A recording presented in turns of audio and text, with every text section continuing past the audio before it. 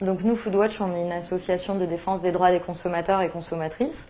Et donc on mène des enquêtes tout au long de l'année. On se balade dans les rayons des supermarchés. Et à l'approche du Ramadan, on est allé voir le rayon halal et notamment les charcuteries.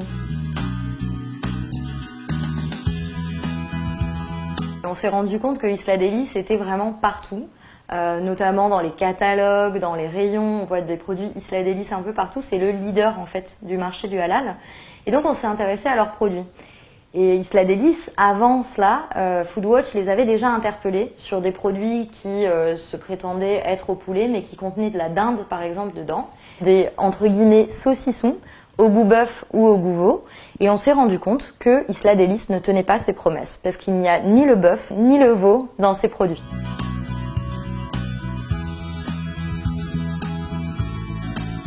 Ben en fait, si on prend ce produit où il y a écrit en gros bœuf, celui-ci où on a aussi écrit en gros veau, et celui-là où on a de la volaille, ce qu'on va se rendre compte, c'est qu'il y a un étiquetage différent, il y a 3 couleurs différentes, mais il y a quasiment les mêmes ingrédients. Et il n'y a ni le bœuf ni le veau dans ces deux produits-là. Donc pour nous, Isla Deli induit les consommateurs en erreur puisque c'est une arnaque sur l'étiquette, il ne tient pas ses promesses et on ne retrouve ni le veau ni le bœuf dans ses produits.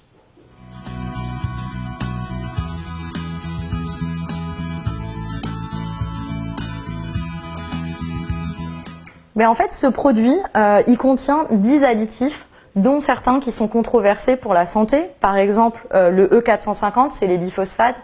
Le glutamate monosodique, c'est le E621 ou le nitrite de sodium E250. En plus, il contient de l'eau comme deuxième ingrédient et le premier ingrédient, c'est de la viande séparée mécaniquement de dinde, pour des produits d'ailleurs qui se prétendent être au goût veau ou au goût bœuf.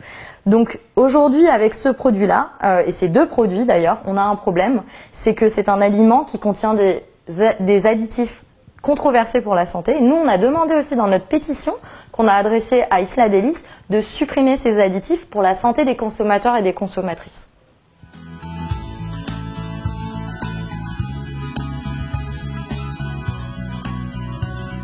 Nous, Foodwatch, ça fait un moment qu'on écrit à Isla Deli pour leur demander d'avoir un étiquetage plus transparent sur leurs produits.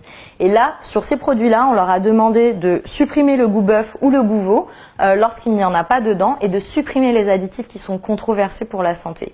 Aujourd'hui, Isla Deli nous ignore, ne nous répond pas, malgré des interpellations et des signataires à notre pétition. C'est pour ça qu'il faut qu'ensemble, on puisse interpeller à nouveau la marque pour qu'elle fasse ces changements.